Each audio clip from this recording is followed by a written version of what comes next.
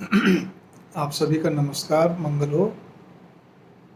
आज एक फ़ोन था मेरे पास एक बुज़ुर्ग व्यक्ति का, जो कि रिटायर्ड है और उम्र उनकी 70 प्लस की है, फ़ौज से रिटायर है। एक पर्सन पूछ लिया, उन्होंने कहा मैं आपके लेख भी पढ़ता हूँ, वीडियो भी देखता हूँ, सारी चीज़ है। मुझे एक बात, ठीक आपने दाम्पत्य जीवन में आपने बहुत सारे, क्योंकि ऑफिसर रह चुके हैं, समझदार हैं, बोले आपने बहुत सारे कहते हैं वीडियोज़ वगैरह आपने बना रखे हैं, सब सटीक हैं, व्यवहारिक हैं। कि कई जगह तो उपदेशों से काम नहीं चलता, व्यवहार से काम चलता है, सूझबूझ से काम चलता है। लेकिन ये बात बताइए कि जिस घर के अंदर अगर खुद की पत्नी, बच्चों की माँ, बेटे, बहू अगर ससुर को नहीं माने, पत्नी पति को नहीं माने, नहीं सुने, तो उस जगह क्या करना चाहिए, उसके ऊपर तो आपने अब तक कोई नहीं बनाया विशेष। अब मेरे सोचने की बारी थी कि क्या तो जवाब दूं, क्या नहीं। मैंने कहा ठीक है जी, मैं आपको इसके बारे में बाद में जवाब दूंगा और वीडियो के माध्यम से दूंगा। आज मैं थोड़ा सोचता रहा, ज़्यादा नहीं, थोड़ा मैंने इस बात पर चिंतन करा गंभीरता से कि बात तो मैंने बिल्कुल सही कही है।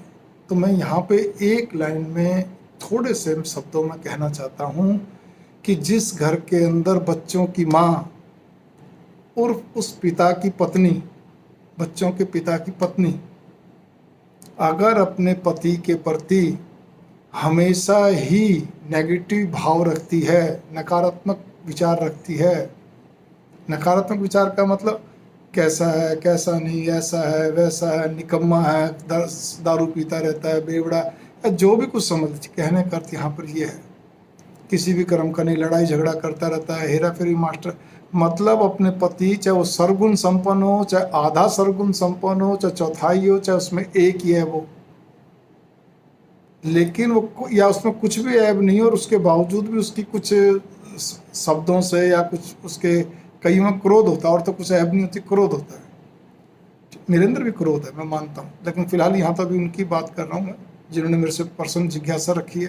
तो क्रोध है, अब उस क्रोध को ले, मतलब वो स्त्री हमेशा उनको सुनाती रहे या करती रहे, या उनके आगे नहीं बोले लेकिन बच्चों के आगे भड़बड़ करती रहे एकदम से। वो कहते तुम्हारे पापा ऐसे हैं, तुम्हारे पापा ऐसे, मैं क्या करूं, ये है वो, हमेशा अपने पति को दोषारोपण करते रहे अपने बच्चों के आगे, उनके पिता को। तो आप ये समझ लीजिए कि उस घर में आने वाले समय में बच्चों से पति को, बच्चों के पिता को और उस स्त्री के पति को हमेशा लताड़ ही मिलनी है।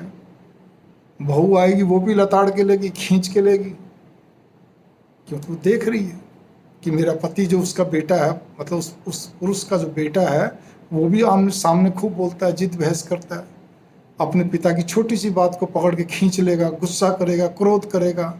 भाई है तो वो भी क्रोधित करता, वो भी क्रोध करता है, वो भी ले दे के पीछे पड़ा रहता है, हर छोटी छोटी बात पे खींचे रहते हैं। स्त्री तो कहती है मेरे को तो आपसे नफरत है, मैं तो रह रही हूँ बस किसी कारण, बस मेरे मन में ही आप नहीं हो। चाहे भले वो पतिव्रता हो, बात सारी, लेकिन वो पतिव्रता का अर्थ खाली ये तो नहीं होता ना कि आप पराये पुरुष की तरफ नहीं देख रही। एक मतलब शास्त्र के हिसाब से बात करो, पतिव्रता का अर्थ ये होता है जो अपने पति को भी सुख दे, पति जैसा भी। वैसे तो बात तो यही कही गई है, अजामिल का किस्सा पढ़ लीजिए आप, और भी ऐसे बहुत किस्से हैं श्रीमद् भागवत महापुराण या शास्त्रों पढ़ रहे। मैं खैर उतनी गहराई में नहीं जा रहा, लेकिन इतना भी नहीं होना चाहिए। मैं ऐसे कई परिवारों को जानता हूँ, अच्छी तरह गहराई से जानता हूँ कि जिनके पति सर्वगुण संपन्न थे, उन बच्चों के पिता हमेशा लड़ने भिड़ने में तैयार, हेरा फेरी में और बेवड़े थे और सब कुछ थे, सब कर्म के थे। मैं एक राजस्थान का एक किस्सा, जो कि अफीम लिया करते थे, ठीक है, उनको क्योंकि उनका बड़ा अच्छा जमींदारा वाला काम है, सारी चीज़ें, बड़े लोग हैं, मतलब बहुत अच्छा काम है उनका, लेकिन उनको आदत और भी कई बुरी भी थी, बस वो कहने की जरूरत नहीं है, सब तरफ से। अब क्या करोगे जी आप। लेकिन मजाल है उनकी पत्नी कभी अपने पति की बुराई कर दे किसी के आगे भी, वो कहती ठीक है मेरा पति को मैं सहन कर रही हूँ। वो मेरे को बोली महाराज जी मैं सहन करती हूँ, मेरे को बहुत दुख होता है, कब सुधरेंगे राम जी, कब सुधारेगा, आप ही कोई उपाय बताओ, बातें थोड़ी पुरानी है। अब मैं क्या जवाब दूँ, आप इस बात पे गौर करना। किस्सा भी आपको जैसलमेर का है, तो इसीलिए आप इस चीज़ पर गौर करिए। तो यहाँ पर कहने का अर्थ ये आ रहा है कि मेरी भावना यहाँ पर यह है कि लेकिन उसने कभी अपने बच्चों का आगे रोना नहीं रहा। अगर बच्चे जरा भी कुछ अपने पिता को बोलने की चेष्टा, वहीं उनको धमका दे, उन पिता के बारे में बोले, खबरदार अगर तुम बोले तो तुम्हें बोलने का हक नहीं है, ये मेरा पति है, जो कुछ बोलना का मैं आपस में बोल लूँगी कमरे के अंदर, तुम नहीं बोलोगे, नीची नज़र झुक के चलो। मैं ये देख के हैरान हूँ कि उनके पास एक लड़का एक लड़की, मजाल है वो चूं भी कर जाए, बाप जैसा भी, बस खाली पैसा था और तो उसमें कोई गुण थे नहीं, बाकी तो सर्वगुण संपन्न था, लेकिन इतना सा भी शब्द नहीं बोलते थे।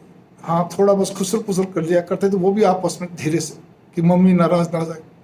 और जहाँ पे स्त्रियाँ खुलकर आ जाती हैं, तेरा बाप ऐसा, तेरा पापा ऐसा, तेरा वो ऐसा, मेरे तो सारे कर्म फूटे, वो मतलब हमेशा अपना रोना रहना, पति को कोसते रहना, पति को लेके, उस जगह उस आदमी की इज्जत नहीं रहेगी, चाहे भले उसमें कोई ऐब नहीं हो। बस ये भी ध्यान रखना जरूरी नहीं कि सारे ऐब ही होते हैं, एक भी ऐब नहीं है, खाली क्रोध है। और कईयों को तो क्रोध भी नहीं होता, नाम मात्र को होता है, बस वैसे ही थोड़े से नरम से होते हैं, ढीले ढाले स्वभाव के होते हैं, जैसा भी समझो, जो उसकी स्त्री समझ, लेकिन वो फिर भी कोसती रहती, सुनाती रहती, आप ऐसा नहीं करते, वो नहीं करते, टाइम पे काम नहीं करते, आलस में पड़े रहते हो सारे। भाई ये सारी चीज़ आप कमरे के अंदर बोल लीजिए ना, धीरे धीरे। जरूरी है बच्चों के सामने बोलना एक, और बच्चे जब अगर कुछ बोलना चाहे वहीं उनको डांट दो, वहीं टपका दो। जब आप 4 बार ऐसा करेंगे तो बच्चों की हिम्मत नहीं, चाहे उनके सामने बड़े हो जाए कितने भी।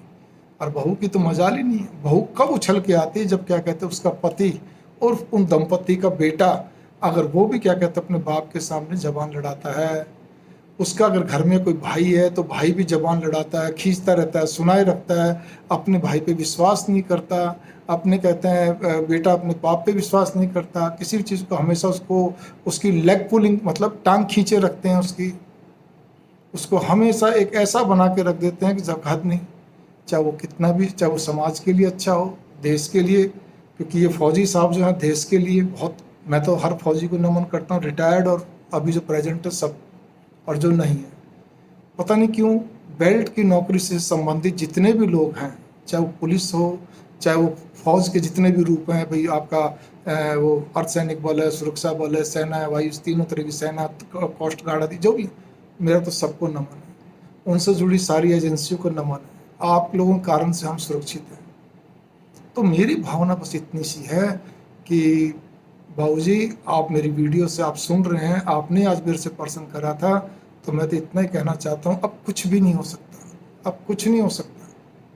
बस आप अपने कहते हैं भगवान के प्रति जाप करिए, या अपना अपना जो भी रिक्रिएशन का आपका सिस्टम है, आपका आप जैसे भी अपना टाइम पास कर सकते हैं अच्छे ढंग से करिए, जिसको पॉजिटिविटी है। आपको समझाने की ज़रूरत नहीं है, आप देश के रक्षक थे, हैं, रहेंगे, हम लोगों के लिए सम्माननीय हैं, और कोई इलाज नहीं। स्त्रियों से भी एक प्रार्थना है, दाम्पत्य जीवन में बहुत सारी वीडियो, बहुत सारी बातें, आप भी समझदार हैं, लेकिन कभी भी अपने पति को चाहे कितना ही बुरा, अपने बच्चों के आगे निगाह में मत गिराना, वरना बुढ़ापा आपको भी खा जाएगा, वो बच्चे आपको भी नहीं धारेंगे, ये याद रखना। आगे चल के पति तो, क्योंकि पति जिस दिन चला गया आपके सामने, उसके बाद बच्चे आपको भी छोड़ने वाले नहीं, क्योंकि उनका अभ्यास तो वही बन गया, ना बहू छोड़े ना पति छोड़े, बच्चा छोड़ेगा। आपके सामने बोल बोल के फिर आपको याद आएगी, और नहीं भी गया आप सामने दोनों रहेंगे तब भी बुढ़ापा बहुत खतरनाक हो जाता है, फिर कटता नहीं है। इसीलिए मेरी इस वीडियो को थोड़े से बहुत कुछ लेके चलना, बहुत लेके चलना। स्त्री ही उत्थान पतन का कारक होती है, पति की, घर की, दोनों, मतलब गृहस्थी की, उसमें पति आ गया, सब आ गया। स्त्री ही बच्चों के क्या कहते हैं, बच्चों के लिए भी यही शब्द है, स्त्री बच्चों के उत्थान पतन का कारण होती है। जो स्त्री अपने बच्चों की कमियों को छिपाती है, दबा के रखती है, गंभीर छोटी छोटी चलता है, ठीक ना, कृष्ण भगवान की तरह माखन खाए, सुधा मैया छिपा लिया करती थी बात। लेकिन जो स्त्री अपने बच्चों की गंभीर बात छिपा लेती है, लड़की कहीं जा रही है, बच्चा कहीं जा रहा है, कुछ कर, उसको मालूम है सब कुछ, लेकिन वो चुप लगा जाती है, समय का इंतजार करती है कि कभी ये नाराज न जाए, इस तरह करते करते बात को दबाए चलती, फिर एकदम से भांडा फूटता है और गड़बड़ हो जाती है।